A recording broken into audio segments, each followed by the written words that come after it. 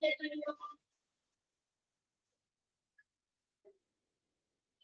morning.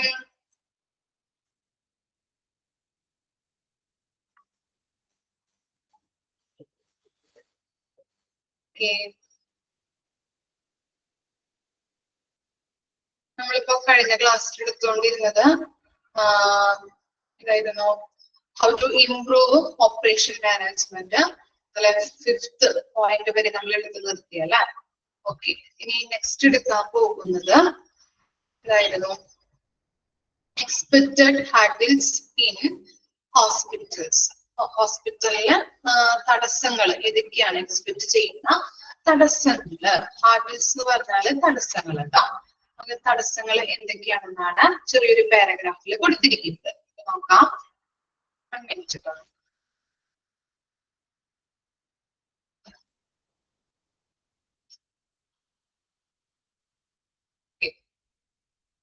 നോക്കാം.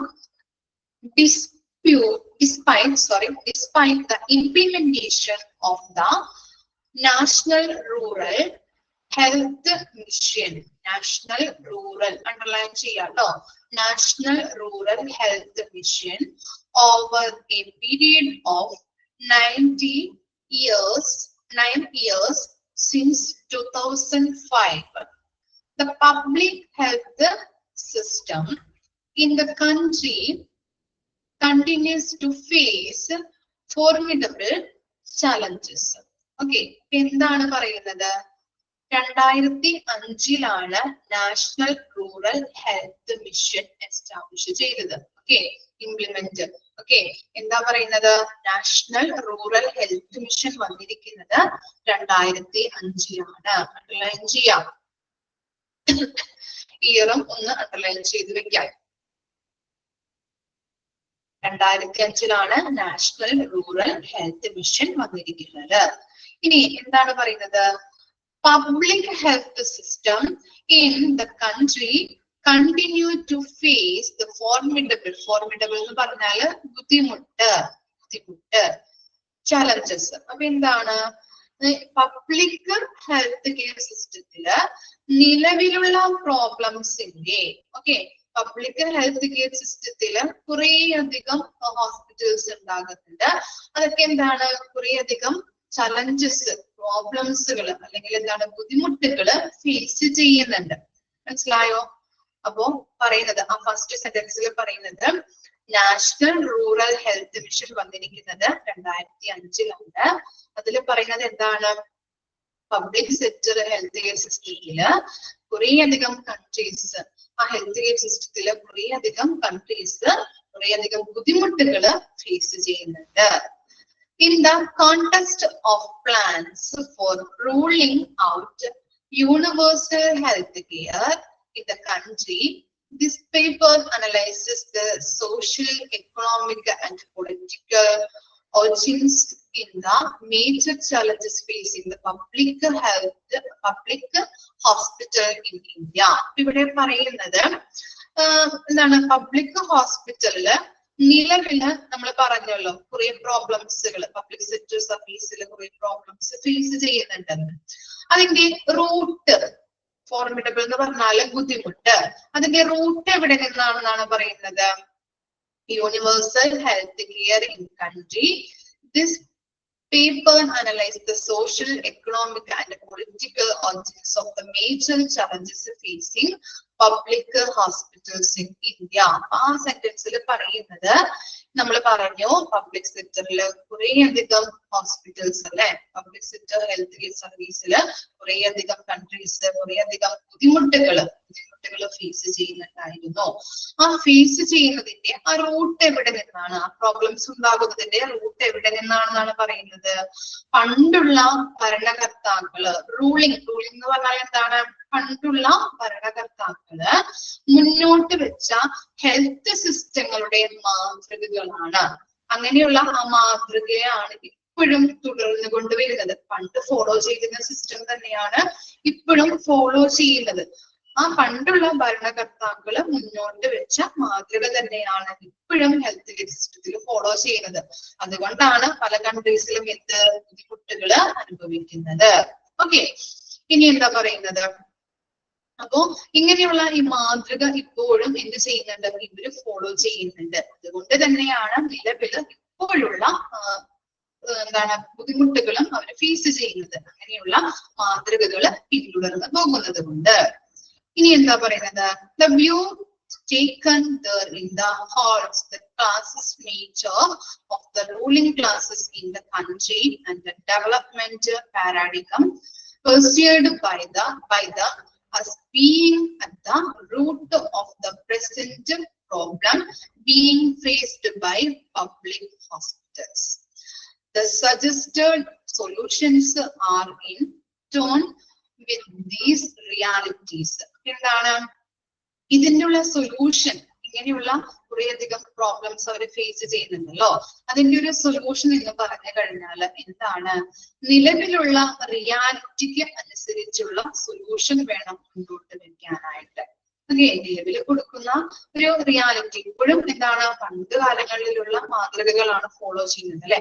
ആ reality അനുസരിച്ച് കൊണ്ട് തന്നെ നമ്മൾ എന്ത് ചെയ്യണം, അതിനുള്ള സൊല്യൂഷൻസ് ഫോളോ ചെയ്യേണ്ടതാണ്. ഇനി എന്താണ് കൊടുത്തിരിക്കുന്നത്, ഒരു ഡെഫിനിഷൻ ആണ് കൊടുത്തിരിക്കുന്നത്. അണ്ടർലൈൻ ചെയ്യാം കേട്ടോ. Health care can be broadly defined as, underline ചെയ്ത് വെക്കാം, ചോദിക്കാവുന്നതാണ് question. Providing medical products, equipments and service to protect, extend or increase the quality of the patient's life. അപ്പൊ എന്താ പറയുന്നത്, ഇങ്ങനെയുള്ള മെഡിക്കൽ പ്രൊഡക്ട്സുകൾ പ്രൊവൈഡ് ചെയ്തുകൊണ്ടും അതുപോലെ തന്നെ എക്യുപ്മെന്റ്സുകൾ നല്ല രീതിയിൽ സർവീസുകളെ പ്രൊട്ടക്ട് ചെയ്തുകൊണ്ടും സർവീസുകൾ ഉയർത്തിക്കൊണ്ടും രോഗികൾക്ക് കൊടുക്കുന്ന സർവീസ് ഉയർത്തുക, അതുപോലെ തന്നെ നല്ലൊരു ക്വാളിറ്റിയുള്ള സർവീസുകൾ പ്രൊവൈഡ് ചെയ്യുന്നതിലൂടെ പേഷ്യൻസിന്റെ ലൈഫ് ഇംപ്രൂവ് ചെയ്യാനായിട്ട് സഹായിക്കുന്നുണ്ട്. അതിനെയാണ് നമ്മള് ഹെൽത്ത് കെയർ എന്ന് പറയുന്നത്. പേഷ്യൻസിന്റെ ലൈഫ് ഇംപ്രൂവ് ചെയ്യാൻ വേണ്ടിയിട്ടുള്ള മെഡിക്കൽ പ്രൊഡക്ട്സുകള്, എക്യുപ്മെന്റ്സുകള്, പല സർവീസുകള്, കൊടുക്കുന്ന സർവീസില് പുതിയ ഇന്നോവേഷൻസ്, അത് സർവീസ് നല്ല രീതിയിൽ ഉയർത്തിക്കൊണ്ടുവരിക, നല്ല രീതിയിലുള്ള ക്വാളിറ്റിയുള്ള കെയർ കൊടുക്കുക. ഇതിലൂടെയൊക്കെ എന്താണ്, പേഷ്യൻസിന്റെ ലൈഫ് ഇംപ്രൂവ് ചെയ്യാനായിട്ട് ഹെൽപ്പ് ചെയ്യുന്നു. അതിനെയാണ് നമ്മൾ ഹെൽത്ത് കെയർ എന്ന് പറയുന്നത്. ഓക്കെ, അണ്ടർലൈൻ ചെയ്യാട്ടോ, ഇമ്പോർട്ടന്റ് ആണ്.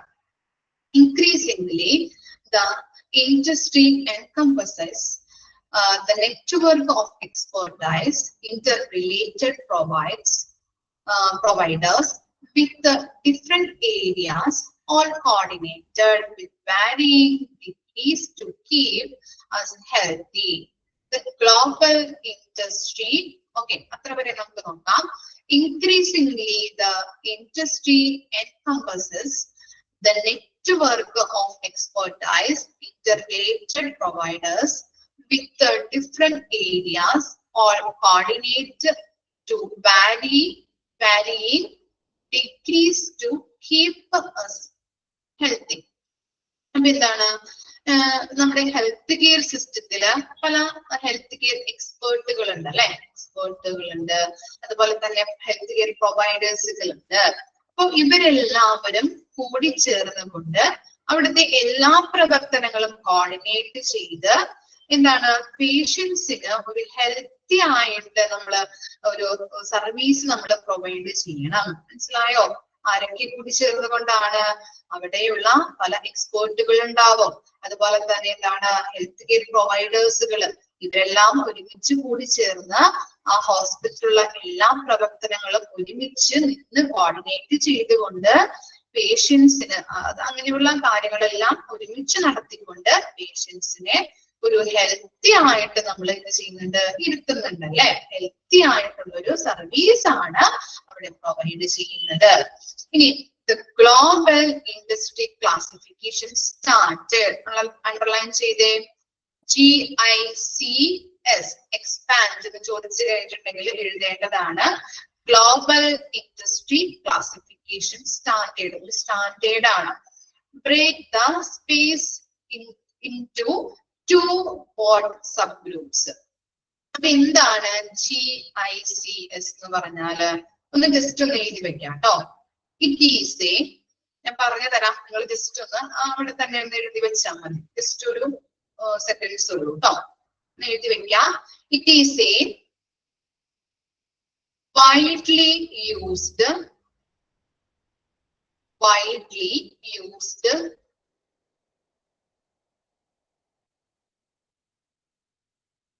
classification system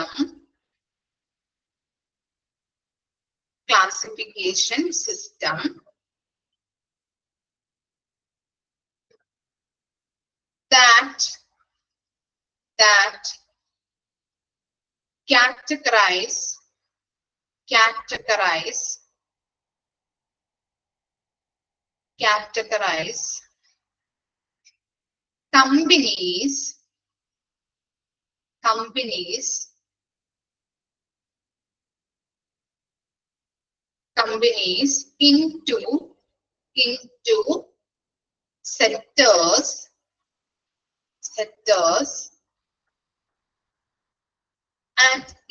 into sectors and industries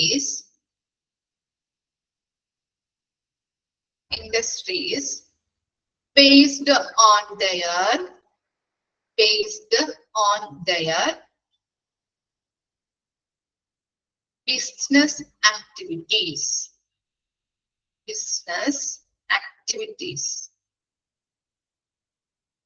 ഒന്നുകൂടി സെന്റൻസ് വായിക്കാം. It is a widely used classification system that categorize companies into sectors and industries based on their business activities. എന്താണ് GICS എന്ന് പറഞ്ഞാല്? Global industry classification standards ആണ് അല്ലെ. Standards ആണെന്ന് മനസ്സിലായി അല്ലെ? പറഞ്ഞു തരാം. എന്താണ്? കമ്പനീസിന്റെ ബിസിനസ് ആക്ടിവിറ്റീസിനെ ബേസ് ചെയ്ത് കാറ്റഗറൈസ് ചെയ്യാൻ വേണ്ടി യൂസ് ചെയ്യുന്ന സ്റ്റാൻഡേർഡ്സ്. ഓക്കെ, എന്താണ്?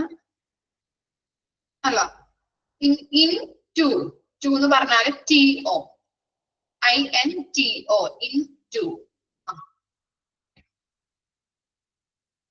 അപ്പൊ എന്താണ് ഈ സ്റ്റാൻഡേർഡ്സ് കൊണ്ട് അർത്ഥമാക്കുന്നത്? എന്താണ്? കമ്പനീസിന്റെ ബിസിനസ് ആക്ടിവിറ്റി, പല കമ്പനീസിന് വരുന്നുണ്ട് ബിസിനസ് ആക്ടിവിറ്റീസ് ഉണ്ടല്ലേ, ആ ബിസിനസ് ആക്ടിവിറ്റീസിനെ ബേസ് ചെയ്ത് കാറ്റഗറൈസ് ചെയ്യാൻ വേണ്ടിയിട്ട് യൂസ് ചെയ്യുന്ന സ്റ്റാൻഡേർഡ്സ്. മനസ്സിലായോ? കമ്പനീസിന്റെ ബിസിനസ് ആക്ടിവിറ്റിനെ ബേസ് ചെയ്തുകൊണ്ട് കാറ്റഗറൈസ് ചെയ്യാൻ വേണ്ടിയിട്ട് യൂസ് ചെയ്യുന്ന സ്റ്റാൻഡേർഡ്സ് ആണ് എന്ത്? GICS എന്ന് പറഞ്ഞാൽ ഗ്ലോബൽ ഇൻഡസ്ട്രി ക്ലാസിഫിക്കേഷൻ സ്റ്റാൻഡേർഡ്സ്. ഇത് രണ്ടായിട്ട് സബ് ഗ്രൂപ്പ്സുകൾ ഉണ്ട്, അതിന് രണ്ടായിട്ട് ഡിവൈഡ് ചെയ്തിട്ടുണ്ട്. ഏതൊക്കെയാണ്? Health care equipment and services. Upline ചെയ്ത് വെക്കാം. ഏതൊക്കെയാണ് സബ് ഗ്രൂപ്പ്സ് ആയിട്ട് വരുന്നത്? ഇമ്പോർട്ടന്റ് ആണ്, ചോദിക്കാറുണ്ട് എക്സാമിന്. ഏതൊക്കെയാണ്? ഹെൽത്ത് കെയർ എക്യുപ്മെന്റ് ആൻഡ് സർവീസസും അതുപോലെ തന്നെ pharmaceuticals, biotechnology and life science. ഇത്തരം രണ്ട് സബ് ഗ്രൂപ്പ്സ് ആണ് ഇതിനുള്ളത്. ഓക്കെ, ക്ലിയർ ആയോ? അപ്പൊ നമ്മൾ എന്താണ് ആ പോർഷനിൽ പറഞ്ഞത്? പല പബ്ലിക് സെക്ടേഴ്സും അല്ലെ. അതുപോലെ തന്നെ നമ്മൾ ഫസ്റ്റ് ലൈനിൽ അണ്ടർലൈൻ ചെയ്ത് എന്താണ്?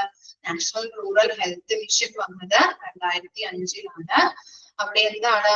പബ്ലിക് ഹെൽത്ത് കെയർ സിസ്റ്റത്തിന് കുറേയധികം ബുദ്ധിമുട്ടുകൾ ഫേസ് ചെയ്യേണ്ടതായിട്ടുണ്ട് അല്ലെ. പല കൺട്രീസിലും ഹെൽത്ത് സിസ്റ്റത്തിന് എന്താണ്? പബ്ലിക് ഹെൽത്ത് കെയർ സിസ്റ്റത്തിന് കുറേയധികം ബുദ്ധിമുട്ടുകൾ ഫേസ് ചെയ്യേണ്ടതായിട്ടുണ്ടായിരുന്നു.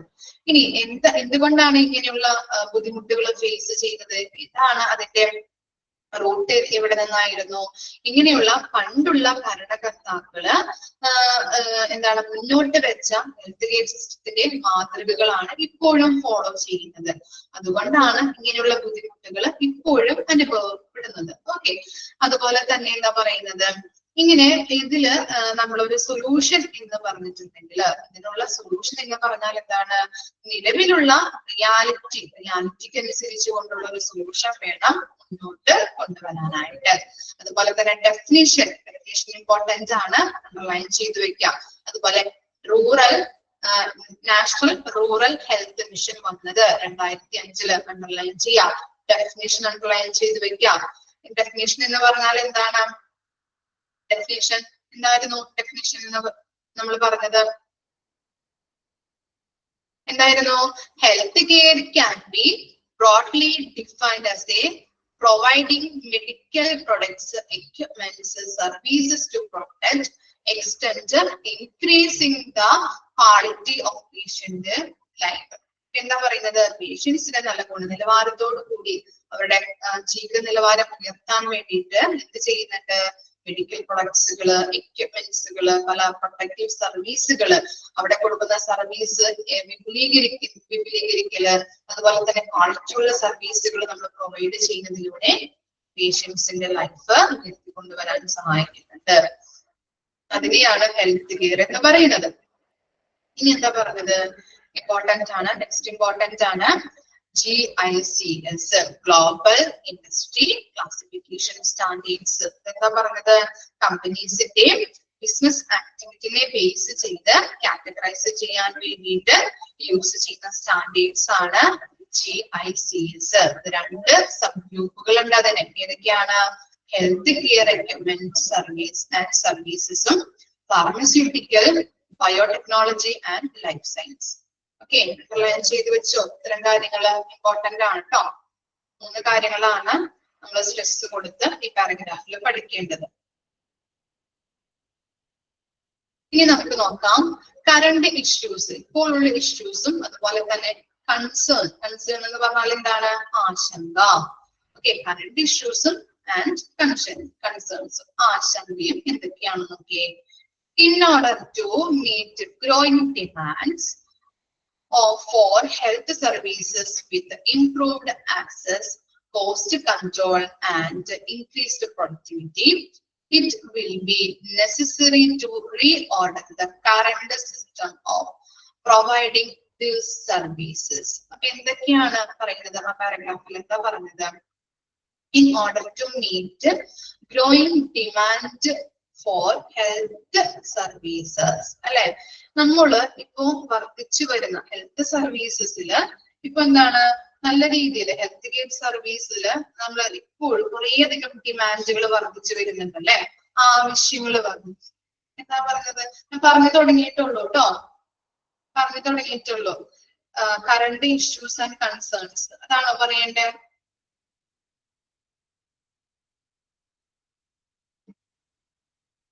ഞാൻ പറഞ്ഞു തുടങ്ങുന്നുള്ളൂ കേട്ടോ. ഓക്കെ, അപ്പൊ നമ്മുടെ എന്താണ് ഹെൽത്ത് കെയർ സർവീസിൽ ഇപ്പോഴെന്താണ് കുറേയധികം ഡിമാൻഡുകൾ, അല്ലെ? ആവശ്യങ്ങൾ വർദ്ധിച്ചു വരുന്നുണ്ട്. അപ്പൊ അങ്ങനെ ആവശ്യങ്ങള് വർദ്ധിച്ചു വരികയാണ്, അല്ലെ? അപ്പൊ നമ്മൾ എന്ത് ചെയ്യണം? അതിന് വേണ്ടിയിട്ട് ഹെൽത്ത് കെയർ മാർക്ക് ചെയ്യേണ്ടതോ? ഓക്കെ, മാർക്ക് ചെയ്യേണ്ടത് ജസ്റ്റ് ഒന്ന് പറഞ്ഞു തരാം കേട്ടോ. മാർക്ക് ചെയ്യേണ്ടത് നാഷണൽ റൂറൽ ഹെൽത്ത് മിഷൻ വന്നത് എന്നാണ് 2005. ഫസ്റ്റ് ലൈൻ കേട്ടോ, നാഷണൽ റൂറൽ ഹെൽത്ത് മിഷൻ 2005. അതുപോലെ ഒരു definition, health care can be broadly defined as, ആ ഡെഫിനേഷൻ ഒന്ന് പഠിക്കണം. നെക്സ്റ്റ് ഇമ്പോർട്ടന്റ് പറഞ്ഞത് global industry classification standards, GICS. അതിന്റെ സബ് ഗ്രൂപ്പ്സുകളും ഒന്ന് ഓർത്ത് വെക്കാം. Health care equipment and services, pharmaceutical, biotechnology and life science. ഇത്തരം 3 കാര്യങ്ങളാണ് ഈ പാരഗ്രാഫില് പഠിക്കേണ്ടത്. ഓക്കെ,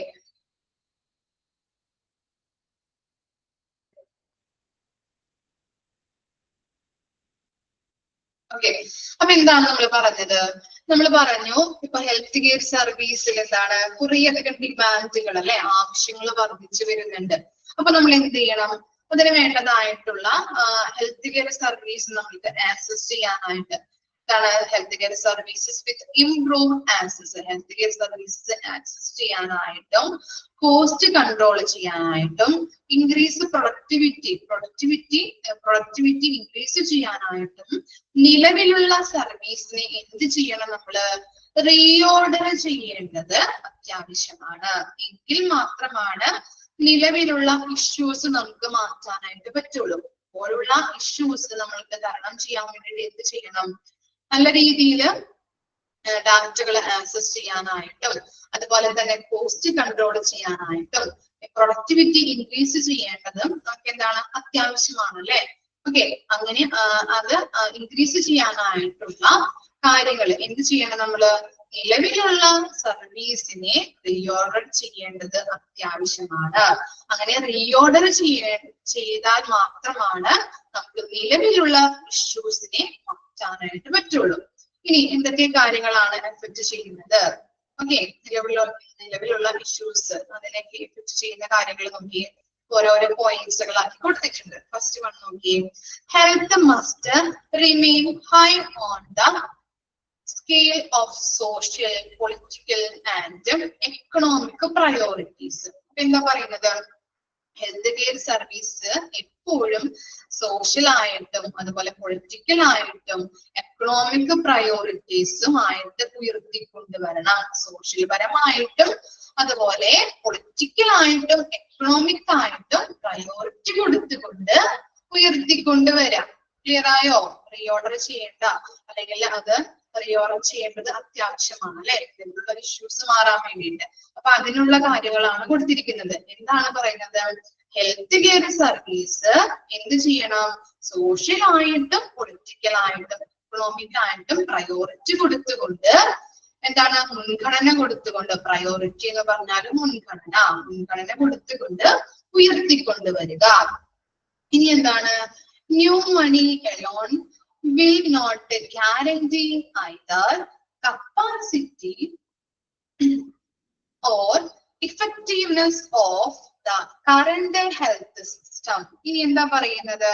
നമ്മളൊരു പുതിയതായിട്ട് ഇൻട്രൊഡ്യൂസ് ചെയ്യുന്ന ഒരു ഫണ്ട് മാത്രം വെച്ചിട്ട് നമുക്ക് നിലവിലുള്ള സിസ്റ്റത്തിന്റെ ഇഫക്റ്റീവ്നെസ് ഉറപ്പുവരുത്താനായിട്ട് പറ്റില്ല എന്ന് പറഞ്ഞു കഴിഞ്ഞിട്ടുണ്ടെങ്കിൽ, ഫോർ എക്സാമ്പിൾ പറയാം, ഇപ്പോ നമ്മള് ബഡ്ജറ്റ് എന്താണ് ഇപ്പോ മന്ത്രിസഭയിലൊക്കെ നമ്മൾ പറയാറുണ്ടല്ലേ, എന്താണ് ആരോഗ്യ മേഖലയിലേക്ക് ഇത്ര ഫണ്ട് നീക്കി വെക്കുന്നു അല്ലെ, ഈ വർഷം ഇത്ര ഫണ്ട് നമ്മൾ നീക്കി വെക്കാറുണ്ട് ഇല്ലേ?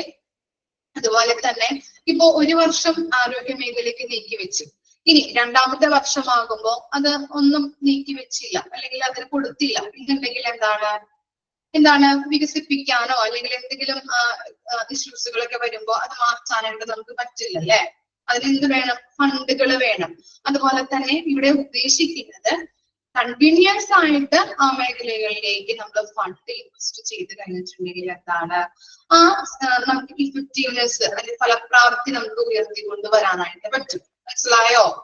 ഇത് നമുക്ക് മനസ്സിലാക്കി എടുക്കാനായിട്ട് ഇത്തിരി ബുദ്ധിമുട്ടുണ്ട്, അതുകൊണ്ടാണ് മിസ് ചോദിക്കുന്നത് കേട്ടോ. ക്ലിയർ ആവുന്നുണ്ടോ നിങ്ങൾക്ക്? കൺസെപ്റ്റ് എന്താണെന്ന് നമ്മൾക്ക് മനസ്സിലാക്കി എടുക്കാൻ ഇത്തിരി ബുദ്ധിമുട്ടുണ്ട്. ഇത് ചെറിയ ചെറിയ പോയിന്റ്സ് ആണെങ്കിലും നമുക്ക് ഇത്തിരി ബുദ്ധിമുട്ടാണ് വായിച്ച് മനസ്സിലാക്കി എടുക്കാനായിട്ട്. ക്ലിയർ ആവുന്നുണ്ടോ? New money along with not guarantee the capacity or effectiveness of the current health system. എന്താ പറയുന്നത്? പുതിയതായിട്ട് ഇൻട്രൊഡ്യൂസ് ചെയ്യുന്ന ഫണ്ട് കൊണ്ട് മാത്രം നിലവിലുള്ള സിസ്റ്റത്തിന്റെ ഇഫക്റ്റീവ്നെസ് ഉറപ്പുവരുത്താനായിട്ട് പറ്റില്ല. ഒരു വർഷം നമുക്ക് ആരോഗ്യ മേഖലകളിലേക്ക് ഇത്ര ഫണ്ട് നീക്കി വെച്ച് കഴിഞ്ഞിട്ടുണ്ടെങ്കിൽ നമുക്ക് അതിന് ഇഫക്റ്റീവ്നെസ് നമുക്ക് ഉറപ്പുവരുത്താൻ പറ്റും? ഇല്ല. അതിന് കണ്ടിന്യൂസ് ആയിട്ട് നമ്മൾ എന്ത് ചെയ്യണം? അതിനുള്ള പ്രവർത്തനങ്ങളും അതിനുള്ള ഫണ്ടുകളും കാര്യങ്ങളൊക്കെ വേണം അല്ലെ? ഒരു വർഷം മാത്രം നീക്കി വെച്ചുകൊണ്ട് ചെയ്തിട്ടുണ്ടെങ്കിൽ മാത്രം സാധിക്കോ? ഇല്ല. അതിന് കണ്ടിന്യൂസ് ആയിട്ട് ആരോഗ്യ മേഖലയിലേക്ക് എന്ത് വരാം? ഫണ്ട് വരണം. അതിനുള്ള സർവീസും കാര്യങ്ങളും പ്രവർത്തനങ്ങളും ചെയ്യാനായിട്ട് നമുക്ക് അങ്ങനെയുള്ള ഫണ്ടുകൾ കാര്യങ്ങൾ കണ്ടിന്യൂസ് ആയിട്ട് അത്യാവശ്യമാണ്, വേണ്ടത് അത്യാവശ്യമാണ്. അങ്ങനെ ലഭിച്ചാൽ മാത്രമാണ് അതിന്റെ ഫലപ്രാപ്തി നമുക്ക് അളക്കാനായിട്ട് പറ്റുള്ളൂ. ഓക്കെ, ഇനി health care is to often delivered the time and place and in a way convenient to the provider rather than the consumer. എന്താ പറയുന്നത്? ഇവിടെ പറയുന്നത് ആരോഗ്യ പരിചരണങ്ങള് ഹെൽത്ത് കെയർ പ്രൊവൈഡേഴ്സിന്റെ കൺവീനിയൻസ് അനുസരിച്ച് വേണം കൊടുക്കാനായിട്ട്. ഓക്കെ, ഹെൽത്ത് കെയർ ആരോഗ്യ പരിചരണങ്ങൾ നമ്മൾ രോഗികൾക്ക് പ്രൊവൈഡ് ചെയ്യുന്നത് എങ്ങനെ വേണമെന്നാണ് പറയുന്നത്? ഹെൽത്ത് കെയർ പ്രൊവൈഡേഴ്സിന്റെ കൺവീനിയൻസ്, അവരുടെ കൺവീനിയൻസ് അനുസരിച്ച് കൊണ്ട് വേണം എന്ത് ചെയ്യാനായിട്ട്, അവർക്ക് സേവനങ്ങൾ, രോഗികൾക്ക് സർവീസുകൾ പ്രൊവൈഡ് ചെയ്യാൻ. അതില് നമ്മൾ നോക്കേണ്ടത് എന്താണ്? ആ ഹെൽത്ത് കെയർ സർവീസിന്റെ കൺവീനിയൻസ് ആണ് നമ്മൾ ശ്രദ്ധിക്കേണ്ടത്. അതിന്റെ കൺവീനിയൻസ് അനുസരിച്ച് വേണം എന്ത് കൊടുക്കാനായിട്ട്, ആരോഗ്യ പരിചരണങ്ങൾ രോഗികൾക്ക് പ്രൊവൈഡ് ചെയ്യാൻ. ക്ലിയർ ആയോ? അവരുടെ കൺവീനിയൻസ്, ഹെൽത്ത് കെയർ പ്രൊവൈഡേഴ്സിന്റെ കൺവീനിയൻസ് അനുസരിച്ചിട്ട് വേണം ആരോഗ്യ പരിചരണങ്ങൾ രോഗികൾക്ക് പ്രൊവൈഡ് ചെയ്യാനായിട്ട്. ഇനി എന്താണ്? Men power production for the health industry must adapt new modes of training and licensure. Okay, licensure in order to provide more flexible use of valuable human resources. ഇനി എന്താണ് നമ്മുടെ ഹ്യൂമൻ റിസോഴ്സ് എന്ന് പറഞ്ഞാൽ എന്തായിരിക്കും ഇവിടെ ഉദ്ദേശിക്കുന്നത്? ആരെയായിരിക്കാം ഹ്യൂമൻ റിസോഴ്സ് എന്ന് പറഞ്ഞാൽ ഉദ്ദേശിക്കുന്നത്? ആരെയായിരിക്കും? ഗസ് ചെയ്യാൻ പറ്റുമോ? എംപ്ലോയീസിനെ. വെരി ഗുഡ് അല്ലെ? ഹ്യൂമൻ റിസോഴ്സ് എന്ന് പറഞ്ഞാൽ എന്താണ്? അവിടുത്തെ സ്റ്റാഫുകളാണ് അല്ലെ? അപ്പൊ പുതിയതായിട്ട് നമ്മുടെ ഹോസ്പിറ്റലിലേക്ക് പുതിയതായിട്ട് സ്റ്റാഫുകളെ എടുക്കുമ്പോൾ അവർക്ക് എന്തൊക്കെയാണ് പ്രൊവൈഡ് ചെയ്യേണ്ടത് എന്ന് പറഞ്ഞു നോക്കിയേ. പുതിയതായിട്ട് സ്റ്റാഫുകളെ എടുക്കുമ്പോ അവർക്ക് എന്ത് പ്രൊവൈഡ് ചെയ്യണം?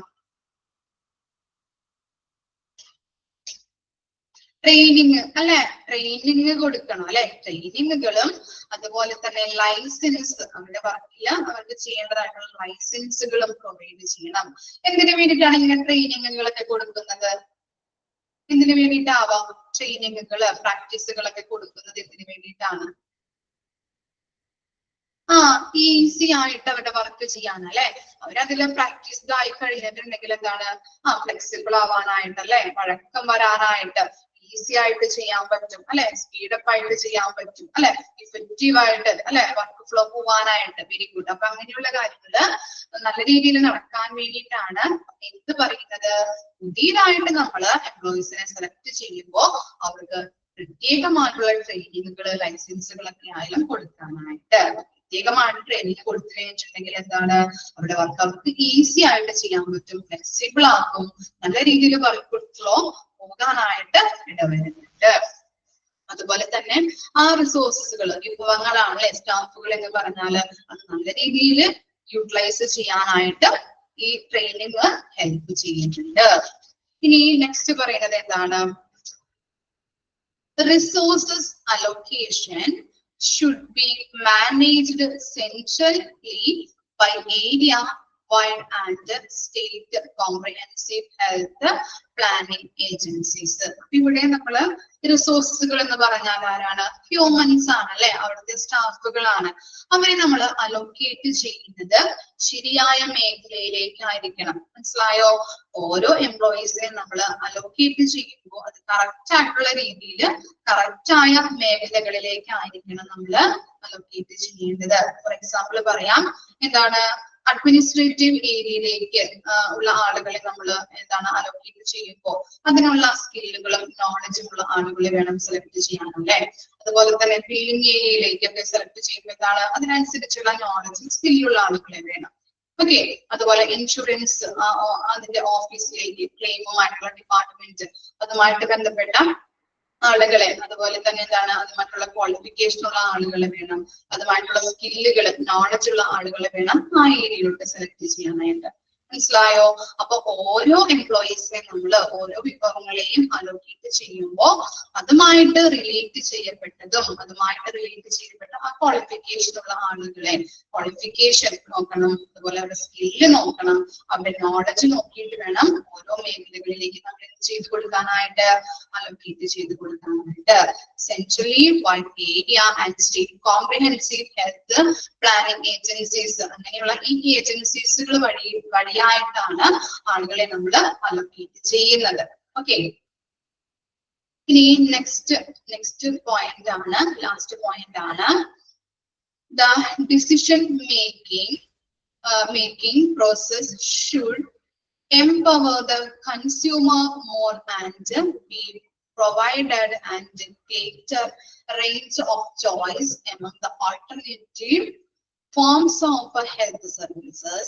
This decision-making power, together with the enough information to make the purchase of health care the meaningful decision, may lead to some new questions pertaining to health care. Okay, വായിച്ചപ്പോ പേടിയായോ? എന്താണ് ഇതിൽ പറഞ്ഞിരിക്കുന്നതെന്ന് സിമ്പിൾ ആയിട്ട് പറഞ്ഞുതരാം. എന്താണ് നമ്മൾക്ക് നമ്മുടേതായിട്ടുള്ള തീരുമാനങ്ങൾ അല്ലെ, നമ്മുടേതായിട്ടുള്ള ചോയ്സുകൾ ഉണ്ട് അല്ലെ പേഷ്യൻസിന് ഉണ്ടോ? ഏത് ഹോസ്പിറ്റലിൽ ചികിത്സിക്കാൻ പോകണം, അല്ലെങ്കിൽ ഏത് ഡോക്ടറെ കാണണം, എങ്ങനെയുള്ള അപ്പോയിന്റ്മെന്റ് എടുക്കണം, ഏത് ഡേയിൽ എടുക്കണം, ഏത് വീക്കിൽ എടുക്കണം അല്ലെ, ഏത് ടൈമിൽ എടുക്കണം ഇല്ലേ? എന്താണ് നമുക്ക് ഓരോരുത്തർക്കും പേഷ്യൻസിന് എന്താണ് അവരുടേതായിട്ടുള്ള ചോയ്സുകൾ ഉണ്ട് ഇല്ലേ? അപ്പോ അതിൽ പറയുന്നത് എന്താണ്, ധാരാളം സർവീസുകള് ഹെൽത്ത് കെയർ സെക്ടേഴ്സിൽ കൊടുക്കുന്നുണ്ട് അല്ലെ പേഷ്യൻസിന്. അങ്ങനെയുള്ള സർവീസുകള് അവർ സെലക്ട് ചെയ്യാനായിട്ട് അവരുടേതായിട്ടുള്ള ചോയ്സുകൾ ഉണ്ട്.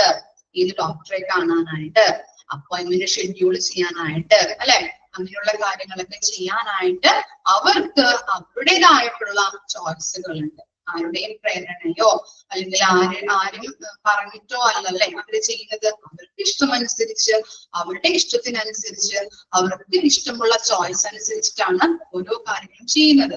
അവരുടെ ചോയ്സിനനുസരിച്ച് കാര്യങ്ങൾ ചെയ്യാനായിട്ടുള്ള, അങ്ങനെയുള്ള ഡിസിഷൻ എടുക്കാനായിട്ടുള്ള ഒരു ചോയ്സ് പേഷ്യൻസിന് ഉണ്ട്. ഓക്കെ, അതാണ് ആ പാരഗ്രാഫിൽ അല്ലെങ്കിൽ ആ വലിയ പോയിന്റിൽ പറയുന്നത്. അവരുടേതായിട്ടുള്ള പേഷ്യൻസിന് അവരുടേതായിട്ടുള്ള ചോയ്സ്. ഓക്കെ, പർച്ചേനിങ് എന്ന് പറഞ്ഞാല് മീനിങ് ഒന്ന് പറഞ്ഞു കൊടുത്തേ.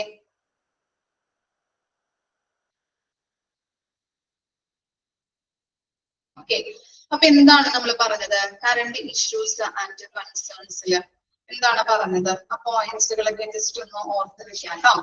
എന്താ പറഞ്ഞത്? കറണ്ട് ഇഷ്യൂസ് ആൻഡ് ആശങ്ക.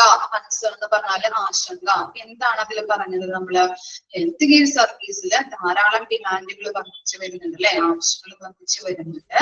അതുപോലെ തന്നെ ഇംപ്രൂവ്ഡ് എന്താണ് ഹെൽത്ത് കെയർ സർവീസിന്റെ ഇംപ്രൂവ്ഡ് ഡാറ്റകൾ നല്ല രീതിയിൽ ആക്സസ് ചെയ്യാനായിട്ടും, കോസ്റ്റ് കൺട്രോൾ ചെയ്യാനായിട്ടും, ഇൻക്രീസ് പ്രൊഡക്ടിവിറ്റി ഇൻക്രീസ് ചെയ്യാനായിട്ടും നിലവിലുള്ള സർവീസുകളെ നമ്മൾ എന്ത് ചെയ്യണം? റീഓർഡർ ചെയ്യേണ്ടത് അത്യാവശ്യമാണ്. അങ്ങനെ റീഓർഡർ ചെയ്യുമ്പോഴാണ് എന്ത് കണ്ടെത്താൻ പറ്റുള്ളൂ? അതിന്റെ എന്താണ് സൊല്യൂഷൻസ് അല്ലെ.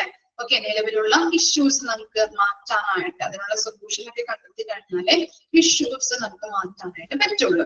ഇനി ആ ഇഷ്യൂസ് എന്തൊക്കെയാണ്? ആ ഇഷ്യൂസിൽ അടങ്ങിയിരിക്കുന്നത് നോക്കി. ഏതൊക്കെയാണ്? ചെറിയ ചെറിയ പോയിന്റ്സ് ആക്കി കൊടുത്തിട്ടുണ്ട് അല്ലെ. Health must remaining high on the scale of the social, political and economical priorities. എന്താ പറയുന്നത്? ഹെൽത്ത് കെയർ സർവീസ് എപ്പോഴും സോഷ്യൽ ആയിട്ടും പൊളിറ്റിക്കൽ ആയിട്ടും എക്കണോമിക് ആയിട്ടും ഉയർത്തിക്കൊണ്ടുവരിക. അതുപോലെ തന്നെ എന്താ പറയുന്നത്? ഒരു പുതിയതായിട്ടുള്ള ഒരു ഇൻട്രൊഡ്യൂസ് ചെയ്യുന്ന ഫണ്ട് കൊണ്ട് മാത്രം ഒറ്റ തവണ ചിലപ്പോ നമുക്ക് ആരോഗ്യ മേഖലയിലേക്ക് ഇത്ര ഫണ്ട് എന്ന് പറഞ്ഞ് മാറ്റി വെച്ചാൽ നമുക്ക് ഇഫക്റ്റീവ്നെസ് എന്ത് ചെയ്യാൻ പറ്റില്ല? ഉറപ്പ് വരുത്താനായിട്ട് പറ്റില്ല. ഇനി എന്താ പറയുന്നത്? അവിടെ ആരുടെ കൺവീനിയൻസ് അനുസരിച്ച് വേണം രോഗികൾക്ക് പരിചരണം കൊടുക്കാനായിട്ട്? ഓർക്കുന്നുണ്ടോ പറഞ്ഞത്? ആരുടെ കൺവീനിയൻസ് അനുസരിച്ചിട്ട് വേണം?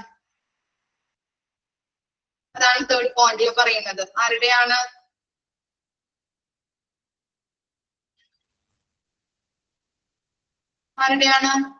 ഹെൽത്ത് കെയർ പ്രൊവൈഡേഴ്സിന്റെ. Very good. എന്താണ്? പ്രൊവൈഡേഴ്സിന്റെ അല്ലെ, ഹെൽത്ത് കെയർ പ്രൊവൈഡേഴ്സിന്റെ കൺവീനിയൻസ് അനുസരിച്ച് വേണം. അതുപോലെ തന്നെ നമ്മൾ പറഞ്ഞു ഈ ഒരു സ്റ്റാഫിനെ നമ്മൾ എന്താണ് എടുക്കുമ്പോൾ അല്ലെങ്കിൽ അപ്പോയിന്റ്മെന്റ് ചെയ്യുമ്പോൾ അവർക്ക് നമ്മൾ എന്ത് കൊടുക്കണം? ട്രെയിനിങ് കൊടുക്കണം. അങ്ങനെ ട്രെയിനിങ് കൊടുത്തു കഴിഞ്ഞിട്ടുണ്ടെങ്കിൽ നല്ല രീതിയിൽ ആ റിസോഴ്സസുകളെ, സ്റ്റാഫുകൾ എന്ന് പറഞ്ഞാൽ നമ്മുടെ റിസോഴ്സസുകളാണല്ലേ, ആ സ്റ്റാഫുകളെ നല്ല രീതിയിൽ നമുക്ക് ഉപയോഗിക്കാൻ പറ്റുള്ളൂ. അതുപോലെ തന്നെ അലോക്കേറ്റ് ചെയ്യുമ്പോൾ അല്ലെ, റിസോഴ്സ് അലോക്കേഷൻ ചെയ്യുമ്പോൾ അവിടെ നോളജ് നോക്കാം. അതുപോലെ തന്നെ എന്താണ്? ക്വാളിഫിക്കേഷൻ നോക്കാം. സ്കില്ല് നോക്കിയിട്ട് വേണം നമ്മൾ ഓരോ മേഖലകളിലേക്കും അലോക്കേറ്റ് ചെയ്യാനായിട്ട്. അതുപോലെ തന്നെ പേഷ്യൻസിന് എന്തുണ്ട്, അവരുടെ ഡിസിഷൻ എടുക്കാനായിട്ട് അല്ലെ, അവരുടേതായിട്ടുള്ള ചോയ്സുകളുണ്ട്. അത്രയും കാര്യങ്ങളാണ് ആ പോയിന്റ്സിൽ പറയുന്നത്. ഓക്കെ, ഒന്ന് വായിച്ചു നോക്കി. ജസ്റ്റ് വായിക്കാം കേട്ടോ, എന്തെങ്കിലും ഡൗട്ട് ഉണ്ടെങ്കിൽ ചോദിക്കാം.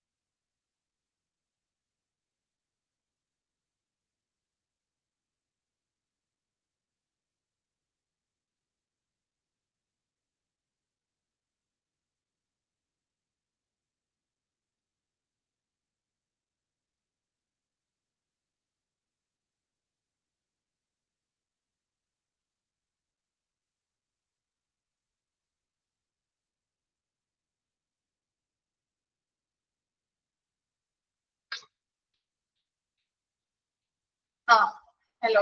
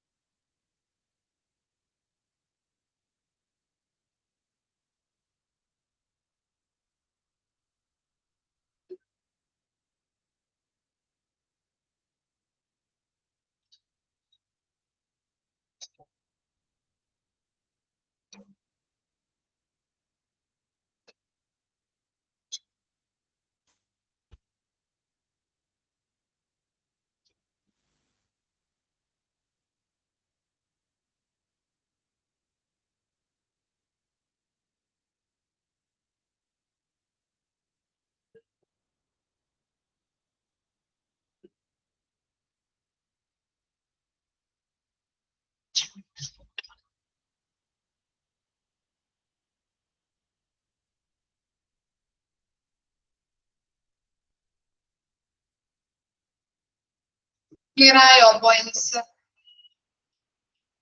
ഓക്കെ ആണോ? ഓക്കെ, നെക്സ്റ്റ് ടോപ്പിക് എടുക്കാം കേട്ടോ. നെക്സ്റ്റ് ആണ് health care operational challenges. Health care ഓപ്പറേഷനുമായിട്ട് ബന്ധപ്പെട്ട് ഫേസ് ചെയ്യുന്ന ചലഞ്ചസ് ഏതൊക്കെയാണ്? Operational efficiency in any organization is critical to success. എന്താ പറയുന്നത്? operational efficiency in any organization is critical to success. ഒരു ഓർഗനൈസേഷന്റെ സക്സസിന് ഒരു നിർണായക ഘടകമാണ് എന്ത്? ഓപ്പറേഷണൽ എഫിഷ്യൻസി അല്ലെ. എല്ലാ കാര്യങ്ങളും കൃത്യമായിട്ട് കാര്യക്ഷമതയോടെ പ്രവർത്തിക്കുക എന്നത് ഒരു ഓർഗനൈസേഷന്റെ സക്സസിന് ഉള്ള ഒരു നിർണായക ഘടകം തന്നെയാണെന്ന് പറയാൻ പറ്റും. Health care organization face and increase the challenges to properly utilize the resources, improve care and lower cost. Underline ചെയ്യാം. എന്താണ് ഹെൽത്ത് കെയർ ഓർഗനൈസേഷൻ ഫേസ് ചെയ്യുന്ന ചലഞ്ചസ് എന്ന് പറയുന്നത്? ഏതൊക്കെയാണ്? പ്രോപ്പർ ആയിട്ട് റിസോഴ്സസുകളെ ഉപയോഗിക്കാൻ പറ്റുക, അതുപോലെ തന്നെ ഇംപ്രൂവ് കെയർ അല്ലെ, രോഗികൾക്ക് കൊടുക്കുന്ന കെയർ ഇംപ്രൂവ് ചെയ്യിക്കാനായിട്ട്, അതുപോലെ തന്നെ കോസ്റ്റ് അല്ലെ. ഇപ്പോൾ നമ്മൾ നോക്കിക്കഴിഞ്ഞിട്ടുണ്ടെങ്കിൽ എന്താണ്? കോസ്റ്റ് വർദ്ധിച്ചു വരികയാണ് അല്ലെ. ഓരോ സർവീസ്, ഓരോ ടെക്നോളജി ഒക്കെ ഇൻസ്റ്റാൾ ചെയ്യുമ്പോഴും, ഓരോ ടെക്നോളജി പുതിയതായിട്ട് വരുമ്പോഴും എന്താണ്? അതിനൊക്കെ കോസ്റ്റ് കുറയുകയാണോ ചെയ്യുന്നത്? അല്ലല്ലേ, എന്താണ്? വർദ്ധിച്ചു വരുന്ന കോസ്റ്റ് ആണ്. അപ്പൊ അതൊക്കെ ലോവർ കോസ്റ്റ്, ഇതൊക്കെ എന്താണ് ഇപ്പോഴും ഫേസ് ചെയ്യുന്ന ഒരു ചലഞ്ചസ് ആണെന്നാണ് organization, health care organization face ചെയ്യുന്ന ചലഞ്ചസ് ആണ്. ഏതൊക്കെ?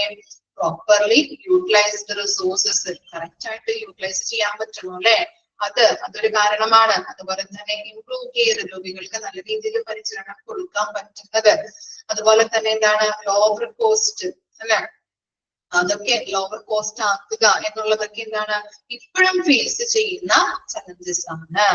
ഇനി എന്താണ് ബൈ റെഡ്യൂസിങ് bottlenecks എന്താ തടസ്സങ്ങൾ കേട്ടോ, reducing bottleneck obstacles okay തടസ്സങ്ങള് and implementing solutions that will try effective solution to common problems and business can drive. എന്താ പറയുന്നത് ഇവിടെ പറയുന്നത് തടസ്സങ്ങള് മാറ്റുന്നതിന് വേണ്ടിയിട്ട്, തടസ്സങ്ങൾ അല്ലെ ഒബ്സ്റ്റാക്കിൾസ് അല്ലെങ്കിൽ എന്താണ് ബോട്ടിൽനെക്ക് എന്ന് പറഞ്ഞാൽ തടസ്സങ്ങളാണ്. ആ തടസ്സങ്ങളെ മാറ്റുന്നതിന് വേണ്ടിയിട്ട് ഇഫക്റ്റീവ് സൊല്യൂഷൻ ഇംപ്ലിമെന്റ് ചെയ്യുന്നതിലൂടെ, തടസ്സങ്ങൾ മാറ്റാനായിട്ട് ഇഫക്റ്റീവ് സൊല്യൂഷൻ ഇംപ്ലിമെന്റ് ചെയ്യുന്നതിലൂടെ ഹോസ്പിറ്റലിലെ കോമൺ പ്രോബ്ലംസ് ഇഫക്റ്റീവ് ആയിട്ട് നമുക്ക് ഓവർകം ചെയ്യാൻ പറ്റും ഇല്ലേ. ആ തടസ്സങ്ങൾ മാറ്റിക്കഴിഞ്ഞാൽ എന്താണ് കാര്യക്ഷമമായിട്ട് ഹോസ്പിറ്റലിലെ പ്രവർത്തനങ്ങൾ മുന്നോട്ട് പോകാനായിട്ട് പറ്റും അല്ലെ. ആ തടസ്സങ്ങൾ നീക്കി കഴിഞ്ഞിട്ടുണ്ടെങ്കിൽ നല്ല രീതിയിൽ പ്രവർത്തനങ്ങൾ ഹോസ്പിറ്റലുകളിൽ നടത്താനായിട്ട് പറ്റുന്നു. As any health care leader can attest, especially hospital leadership, this is often easier step than that. എന്താണ് നമുക്കൊരു ഹെൽത്ത് കെയർ ലീഡർ എന്ന് പറയാൻ പറ്റും അല്ലെ, പക്ഷെ ആ ലീഡറിന്റെ ചുമതലകൾ എന്ന് പറഞ്ഞാൽ എന്താണ് വളരെ കാര്യക്ഷമമായിട്ട് പ്രവർത്തിക്കേണ്ട ഒരാളാണ് അല്ലെ. ഒരു ക്ലാസ് ലീഡർ എന്ന് പറയുമ്പോ ക്ലാസ് ലീഡർ എന്ന് പറയാൻ പറ്റും, നമുക്ക് വായ കൊണ്ട് പറയാൻ പറ്റും. പക്ഷെ ആ ലീഡർ കുറെ കാര്യങ്ങൾ അല്ലെ, ഒരു ക്ലാസ്സിനെ നയിക്കണം, ക്ലാസ്സിലെ വർക്ക് കാര്യങ്ങൾ എല്ലാവരെയും ഒരുമിച്ച് കൊണ്ടുപോകണം അല്ലെ. അതുപോലെ തന്നെയാണ് ഹെൽത്ത് കെയർ ലീഡർ എന്ന് പറഞ്ഞാലും അവിടുത്തെ എല്ലാ പ്രവർത്തനങ്ങളും അപ് ടു ഡേറ്റ് ആയിട്ട് എല്ലാവരെയും ഒരുമിച്ച് കൊണ്ടുപോകാനായിട്ടുള്ളൊരു നല്ല രീതിയിൽ ഒരു പ്രവർത്തിക്കുന്ന ഒരാളായിരിക്കണം. നമുക്ക് വാഗോണ്ട് പറയാൻ എളുപ്പമാണ്, പക്ഷെ അവർ ചെയ്യുന്ന പ്രവർത്തികളോ അത്ര ഒരു ബുദ്ധിമുട്ടാണ് അല്ലെ, പ്രവർത്തികൾ എല്ലാവരെയും ഒരുമിച്ച് കൊണ്ടുപോകാനായിട്ട്. ഓക്കെ, അതാണ് അവിടെ പറയുന്നത്. ഇനി എന്താണ് effective operations management is not a one time task. എന്താണ് ഇഫക്റ്റീവ് മാനേജ്മെന്റ് ഓപ്പറേഷൻ, എന്താണ് ഒരു വൺ ടൈം ടാസ്ക് കൊണ്ട് നമുക്ക് നടത്താനായിട്ട് പറ്റില്ല. It require proper decision making. എന്തിനാവശ്യമാണ് പ്രോപ്പർ ആയിട്ടുള്ള തീരുമാനങ്ങൾ എടുക്കണം അല്ലെ. അതിന് വേണ്ടിയിട്ട് ഇഫക്റ്റീവ് ആയിട്ട് കാര്യക്ഷമമായിട്ട് എല്ലാ പ്രവർത്തനങ്ങളും മുമ്പോട്ട് കൊണ്ടുപോകാനായിട്ട് നമുക്ക് നല്ല രീതിയിലുള്ള ഡിസിഷൻ എടുക്കേണ്ടത് അത്യാവശ്യമാണ്. അതിന് എന്ത് വേണം? Capturing, assessing and optimising data is the first step in the way of success. അതിനെന്താ വേണ്ടത്? ക്യാപ്ചറിംഗ്. അതിനാവശ്യമായിട്ടുള്ള ഡാറ്റകള് എന്ത് ചെയ്യണം? കളക്ട് ചെയ്യണം. ക്യാപ്ചറിംഗ് മീൻസ് കളക്ട് ചെയ്യുക. ഇനി അസസിംഗ് എന്ന് പറഞ്ഞാൽ എന്താണ്? വിലയിരുത്തുക അല്ലെ, ഇവാലുവേറ്റ് ചെയ്യാം. കളക്ട് ചെയ്ത ഡാറ്റ ഇവാലുവേറ്റ് ചെയ്തു.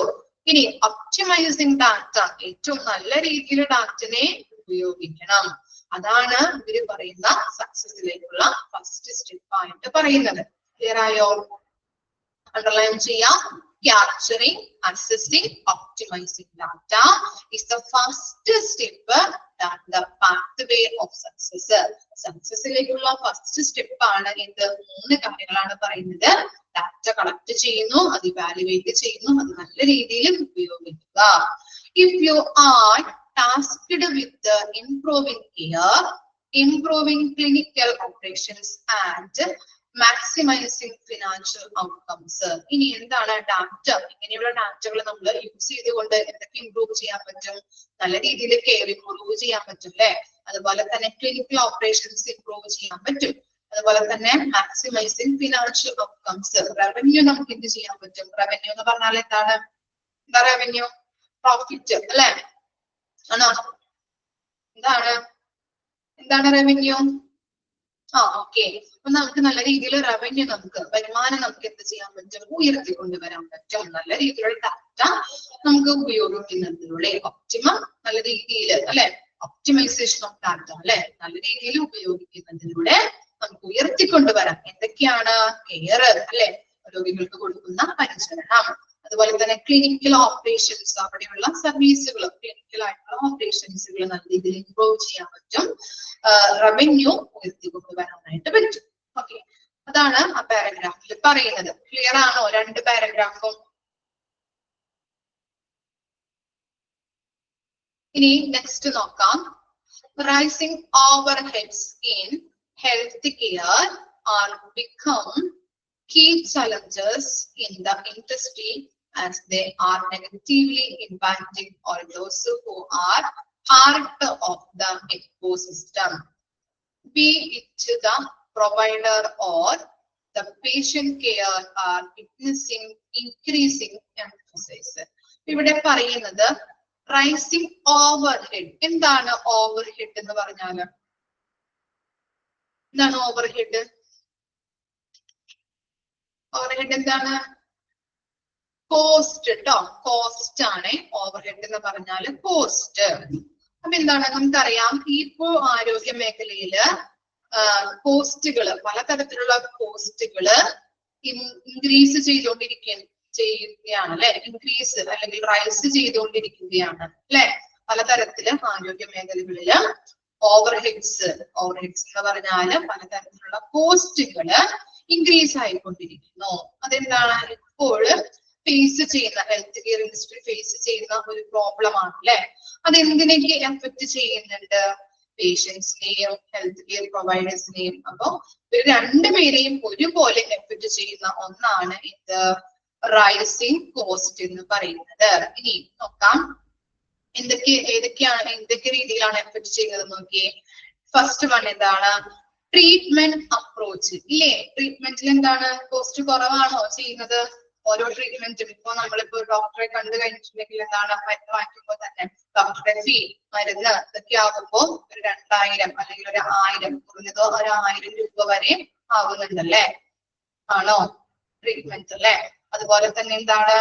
ഇറ്റ്സ് ജസ്റ്റിഫിക്കേഷൻ അല്ലെ. റീസണബിൾ കോസ്റ്റിൽ സർവീസ് കൊടുക്കാൻ പറ്റണം നമുക്ക്. ഓക്കെ, ആ സാധാരണക്കാരന് ശരിയായ രീതിയിൽ അല്ലെ അവന് കൊടുക്കാൻ പറ്റുന്ന റീസണബിൾ ആയിട്ടുള്ള കോസ്റ്റ് നമ്മൾ അങ്ങനെ രീതിയിലുള്ള കോസ്റ്റുകൾ കുറച്ച് കൊടുക്കണം. ഓക്കെ, ഇനി എന്താണ്? Health care infrastructure and resources provided. Health care infrastructure facilities, പല രീതിയിലുള്ള റിസോഴ്സുകളൊക്കെ പ്രൊവൈഡ് ചെയ്യാം. ഇനി കോസ്റ്റ് ഓഫ് ദി ട്രീറ്റ്മെന്റ് എന്തൊക്കെ വരും? കൺസൾട്ടേഷൻ നമ്മൾ പറഞ്ഞില്ലേ, അതുപോലെ തന്നെ പ്രിസ്ക്രിപ്ഷൻ മെഡിസിൻസ്, ഹെൽത്ത് കെയർ, പല രീതിയിലുള്ള സർവീസ് ട്രീറ്റ്മെന്റുമായിട്ട് ബന്ധപ്പെട്ട കോസ്റ്റുകൾ വരുന്നുണ്ട്. Time of recovery. Okay, time of recovery അതെന്താണ്? നമ്മളിപ്പോ കിടന്ന് സ്റ്റേ ആവുന്ന അല്ലെ ഡ്യൂറേഷൻ, ആ സ്റ്റേയിൽ എന്താണ് റിക്കവറി ആവാനായിട്ട് കുറെ നാള് ചിലപ്പോൾ എടുക്കുകയാണെങ്കിൽ എന്താണ് കുറെ ചെലവ് വരാനായിട്ട് ഇടവരും അല്ലെ. അല്ല, അസുഖം മാറി പെട്ടെന്ന് തന്നെ ഡിസ്ചാർജ് ആയി പോവുകയാണെങ്കിൽ അത്രയ്ക്ക് ടൈം കോസ്റ്റ് വരുന്നില്ല. കുറെ നാള് ഹോസ്പിറ്റലിൽ കിടന്നു കഴിഞ്ഞാൽ എന്താണ് കോസ്റ്റ് വരുന്നുണ്ട്? Post treatment and follow up medical care ഇല്ലേ. നമുക്ക് ഇതാണ് മെഡിക്കൽ കെയറുമായിട്ട് ബന്ധപ്പെട്ട്, അതുപോലെ തന്നെ ഫോളോ അപ്പ് അല്ലെ. നമ്മളിപ്പോ ഡോക്ടർ പറയാറുണ്ടല്ലേ, ഒരു മാസം കഴിഞ്ഞിട്ട് വായോട്ടോ പറയാറുണ്ട്. പിന്നെയും ഡോക്ടർ പരിശോധിക്കും, ഡോക്ടറെ കാണാൻ ചെല്ലുമ്പോ അപ്പോഴും പോസ്റ്റ് ഡോക്ടറെ കൺസൾട്ടേഷൻ ഫീ, പിന്നെ എന്തെങ്കിലും മരുന്ന് മാറ്റി തരികയാണെങ്കിലൊക്കെ ആ മരുന്ന് വാങ്ങിക്കണം ഇല്ലേ. അങ്ങനെ പല പല കോസ്റ്റുകളും ആവുന്നുണ്ട്. ഇൻഷുറൻസ് കവറേജ് അല്ലെ, ഇൻഷുറൻസുമായിട്ട് ബന്ധപ്പെട്ട കോസ്റ്റുകൾ. അതുപോലെ തന്നെ ഔട്ട് ഓഫ് പോക്കറ്റ് എക്സ്പെൻസസ് എന്ന് പറഞ്ഞാൽ എന്തായിരിക്കാം? ഇൻഷുറൻസ് അല്ലാതെ നമ്മുടെ കയ്യിൽ നിന്ന് ഡയറക്ട്ലി പോകുന്ന പൈസകൾ ഉണ്ടാവില്ലേ, അതിനെയാണ് ഉദ്ദേശിക്കുന്നത് കേട്ടോ. വേണമെങ്കിൽ ജസ്റ്റ് ഒന്ന് എഴുതി വെച്ചോ. ഔട്ട് ഓഫ് പോക്കറ്റ് എക്സ്പെൻസസ് എന്ന് പറഞ്ഞാല് refers to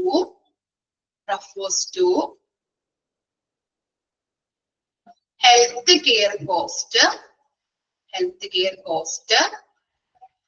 paid directly by individual rather than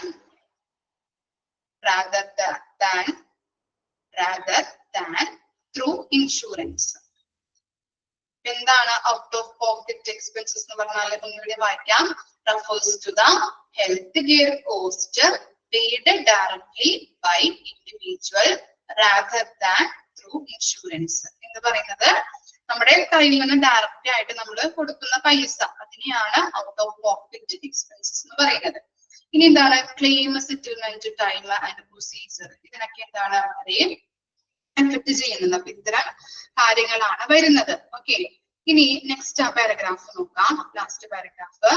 hospitals, manufacturers, doctors, insurance companies are patient, all are looking forward to efficient meaning to better this.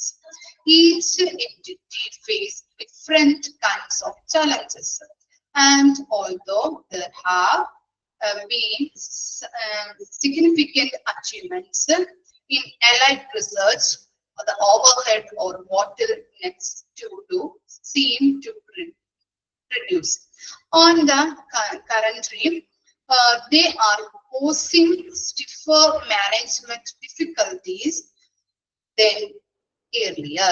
എന്താണ് ഈ പാരഗ്രാഫിൽ പറയുന്നത്? ചുരുക്കി പറഞ്ഞു തരാം. എന്താണ് ഇവിടെ പറയുന്നത്? എന്താണ് ഈ ഹോസ്പിറ്റൽസ്, അതുപോലെ തന്നെ മാനുഫാക്ചറേഴ്സ് ഉണ്ടാവും, ഡോക്ടേഴ്സ് ഉണ്ടാവും, ഇൻഷുറൻസ് കമ്പനീസ് ഉണ്ടാവും, പേഷ്യൻസ്, അങ്ങനെ എല്ലാവരും എന്താണ് മെച്ചപ്പെടുന്നതുമായിട്ട് ബന്ധപ്പെട്ട ഒരു കാര്യക്ഷമമായിട്ടുള്ള മാർഗങ്ങൾ കാത്തിരിക്കുന്നുണ്ട് അല്ലെ. പല മാർഗത്തിലൂടെ അല്ലെ, പോസിറ്റീവ് എഫക്റ്റീവ്നെസ്സിലൂടെ, അതുപോലെ തന്നെ പല കാര്യങ്ങളും മെച്ചപ്പെടുത്താനായിട്ട് ഇവരും കാത്തിരിക്കുകയാണ്. പക്ഷെ എന്താണ് ഇപ്പോഴും പല സ്ഥാപനങ്ങളും എന്താണ് ഇത്തരത്തിലുള്ള വെല്ലുവിളികള് നേരിടുന്നുണ്ട്. മനസ്സിലായോ? പോസ്റ്റുമായിട്ട് ബന്ധപ്പെട്ട, പോസ്റ്റ് റൈസ് ചെയ്യുന്നതുമായിട്ട് ബന്ധപ്പെട്ട ചലഞ്ചസ് ഇപ്പോഴും ഫേസ് ചെയ്യുന്നുണ്ട്. പിന്നെന്താ പറയുന്നത്? അതുപോലെ തന്നെ അനുബന്ധ ഗവേഷണങ്ങളിൽ കാര്യക്ഷമമായിട്ടുള്ള പുരോഗതി ഉണ്ടായിട്ടുണ്ടെങ്കിലും നമുക്ക് അറിയാം എന്താണ് പല പല ടെക്നോളജീസ്, പല പല ഇന്നോവേഷൻസ്, പല സർവീസിൽ മാറ്റം വരുന്നുണ്ട്. അങ്ങനെ പല പല കാര്യങ്ങളിലും മാറ്റങ്ങൾ വരുന്നുണ്ടെങ്കിലും, പല ഗവേഷണങ്ങളിൽ മാറ്റം വരുന്നുണ്ടെങ്കിലും ഈ ഓവർ ഹെഡുകൾ അല്ലെ, പോസ്റ്റുകളായാലും പല തടസ്സങ്ങളായാലും കുറയുന്നുണ്ടോ? ഉണ്ടോ? എന്താ കുറയുന്നുണ്ടാ? കുറയുന്നില്ല. ഓക്കെ, നേരെ മറിച്ച് അവ മുൻപത്തേക്കാൾ എന്ത് ചെയ്യുന്നത്? കൂടുകയാണ് ചെയ്തിട്ടുള്ളത്. ഓക്കെ, അതാണ് ആ പാരഗ്രാഫിൽ പറയുന്നത്. ഡോക്ടേഴ്സിനായാലും ഹോസ്പിറ്റൽസിനായാലും ഒക്കെ എന്താണ് പോസ്റ്റ് കുറയുക, ഒരു റീസണബിൾ ആയിട്ടുള്ള ഒരു പ്രൈസിൽ രോഗികൾക്ക് സർവീസ് കൊടുക്കുക എന്നുള്ള ഒരു രീതിയിലാണ് അവരിപ്പോഴും മുമ്പോട്ട് പോകുന്നത്. പക്ഷെ എന്താണ് എല്ലാവരും ആഗ്രഹിക്കുന്നത് അതാണ്. പക്ഷെ ഇപ്പോഴും പല എൻറ്റിറ്റീസ്, പല സ്ഥാപനങ്ങളിലും ഇപ്പോഴും ഇങ്ങനെയുള്ള ചാർജസ് ഫേസ് ചെയ്യുന്നുണ്ട്. മുൻപത്തേക്കാള് ഇങ്ങനെയുള്ള ഓവർഹിറ്റ്സ് ആയാലും അതുപോലെ തന്നെ തടസ്സങ്ങളായാലും കുറയുകയല്ല ചെയ്യുന്നത്, കൂടിക്കൊണ്ടിരിക്കുകയാണ്. അത്രയുള്ള പാരഗ്രാഫിൽ പറയുന്നത് കേട്ടോ. കൺസെപ്റ്റ് മനസ്സിലായോ?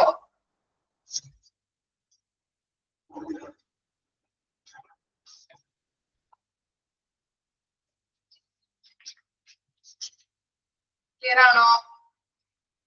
ഇത്രയും വരെ ഓക്കെ അല്ലേ? ഇത്രയും വരെ നെക്സ്റ്റ് ക്ലാസ്സിലാകുമ്പോൾ വായിച്ച് മനസ്സിലാക്കിയിട്ട് വരാം കേട്ടോ. Okay, thank you.